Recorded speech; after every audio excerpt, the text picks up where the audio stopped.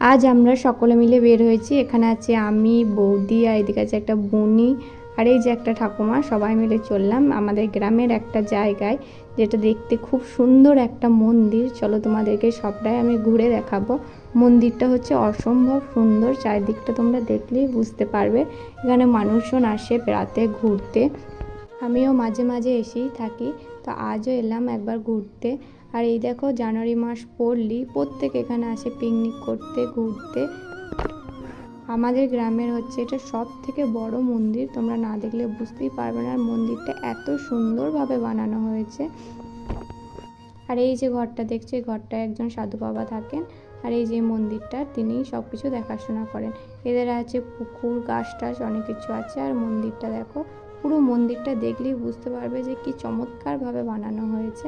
মন্দিরটা দেখতে আরও অনেকজন এসেছিল। আমি ওদের সঙ্গে সঙ্গে উঠে মায়ের কাছে প্রণাম করে নিলাম। এখানে থাকে আমাদের বাসন্তী মা, এটা পুজো হয়।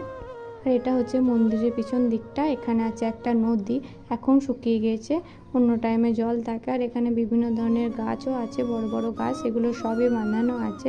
পেছন দিকটাও খুব সুন্দর। আর এই গাছটার নিচে আছে আমার প্রাণেরও প্রিয়, আমার মহাদেব।